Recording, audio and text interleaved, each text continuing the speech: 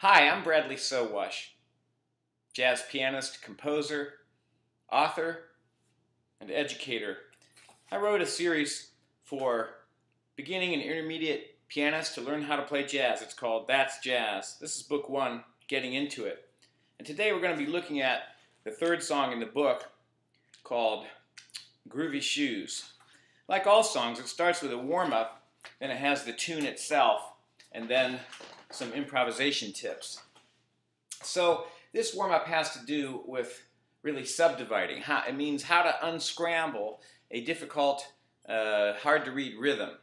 So the rhythm goes like this: short, long, short, long, short, long, short, long, long. I use that short, long to describe the different lengths of notes. What we actually have is an eighth, a quarter, an eighth, and a half. Eighth, quarter, eighth, half. Now that you hear that, you'll be able to reproduce it. But if you were reading that, some people might get a little tripped up on that quarter note after the eighth note. So here's what you do. You break down a rhythm into the smallest division. That's called subdividing. And in this case, the smallest note value is an eighth note. So we're going to take that rhythm, and instead of playing a quarter as the second one, we're going to play 2 eighth notes. 1 and 2 and 3, 4. And then we'll tie those together. 1 and 2 and 3, 4, and then we'll turn that back into a quarter. 1 and 2 and 3, 4, 1 and 2 and 3, 4. Now, once you have the rhythm in a jazz style, you want to also get some of the attitude, some of the articulations and accents to bring out the sound of that jazz. So instead of just playing those notes, so ordinary like that, you want to bring into the sound of it the kind of that scat sound. So I think it's helpful to say some words. I say bebop, bebop, a bebop, be-doo, wop, bebop, bebop, bebop, be-doo, wop. Now, if you just say that kind of stuff while you're playing, you're going to have a lot more attitude and a lot more authenticity. Let's move on to the tune now. The tune's called Groovy Shoes. Like all tunes, you want to learn the tune first before you improvise or try to elaborate on it. And that's just what we're going to do here. I'm going to do kind of a combination of the optional duet part.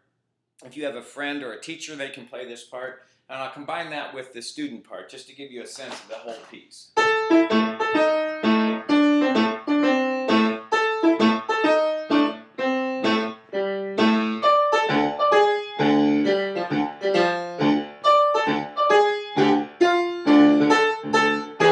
So on. We'll go just up to there. Of course, there's more music, and you want to pick it up the book and learn that on your own.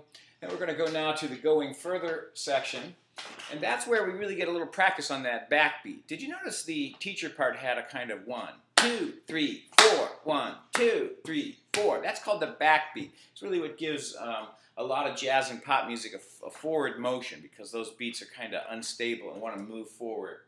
So to practice that backbeat, the student would then put your left hand on to the A in this case, and we're going to play some notes that are written here on the going further page. Of course, that's just written out. And then it suggests that you should mix those rhythms up, mix those notes up. And you're also welcome to change up the rhythm, something like this. 1. The main point is that left hand playing on 2 and 4. After you do that a little bit, you move up 4 steps to D and do it again. That's actually a D minor chord.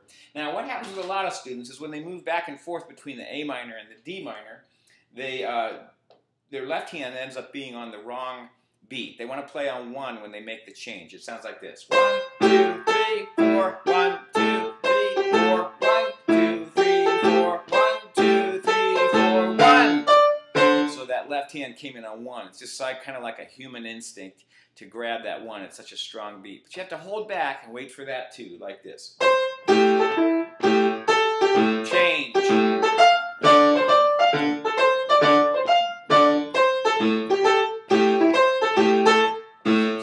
Practice with the backbeat, a very essential skill that you hear in a lot of jazz tunes.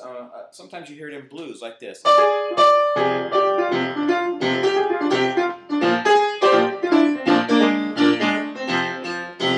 of left hand on 2 and 4. It's a great aspect of jazz music and why people like it so much.